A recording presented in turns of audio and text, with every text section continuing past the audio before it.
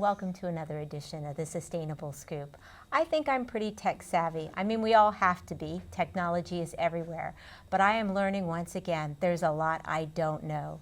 Joining me today is Theodora Scarato, and she and I met a while back. We talked a little bit about cell phone use and the impact on the human body, but recently somebody came and asked if we could do a show on 5G, and luckily I knew an expert, so welcome, Theodora.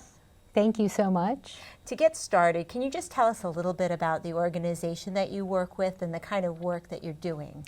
So Environmental Health Trust is a scientific think tank, and we work on preventable health risks from environmental exposures.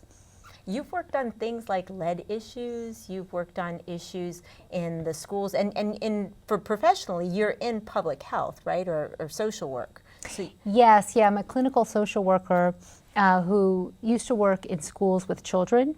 In the last few years, I do more policy work. So now we are public health prevention. Interesting. There's not a lot of policy, or maybe there's some guidelines, but in terms of these electromagnetic radiation waves that we're all kind of being bombarded with, there's not a lot of warnings out there, but there should be, right? Well, hundreds of scientists say that there should be, but the problem is that the policies that we have in place are not protective, according to scientists who are working and doing research in this field who are independent, not funded by industry. Well, my understanding, at least in my brief research prior to the interview, was that there's nothing that the average citizen can do. And wait a minute, before we even go to what a citizen can do, tell us what's happening to us. Tell us what happens when these electromagnetic radiation waves touch or pass through our bodies. So when cell phones first came on the market, which were the first wireless devices other than radar and other medical applications, they were not pre-market tested for safety. And there wasn't research to understand what are the long-term impacts to human health and to the environment, bees, trees, which of course we have cell towers, so we have to think about the environment as well. But scientists are sounding the alarm bell because of research showing increased cancer promotion, headaches, memory damage, impacts to bee behavior, damage to trees from cell antennas, and these wireless signals, which are invisible, travel through the air, but they also are absorbed into our bodies and into living things. I remember mentioning it to people, and a lot of people saying, oh, Miriam, you know, you're such a conspiracy theorist. But this is not something that you're just talking about here in the States. They're talking about it around the world. Isn't that correct? Yes, and actually there are protests and actually mayors and cities around the world are signing resolutions for a halt to 5G.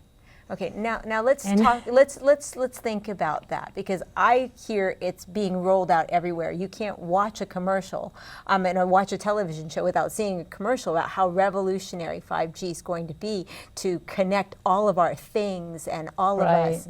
Well, you know, I've only had a cell phone for about 10 years. My children, most of their lives, my 17-year-old for sure. What are we doing in the way of protecting children from these rays, considering that they are going to have the largest exposure?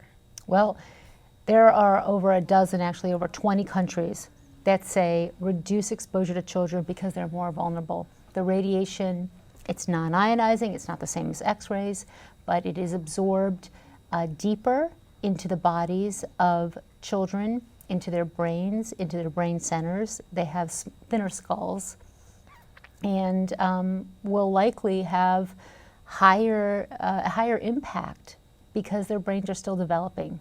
So they really are guinea pigs without even knowing it. And though as much as we'd love to see the entire country have connectivity so that they can prosper economically, not thinking about these long-term impacts without longitudinal studies, I mean, those cities are really the ones that have it, are the ones that are the guinea pigs for what might happen. Yeah, well, we believe that there are safe solutions that can support, you don't have to give up technology. I use technology all the time.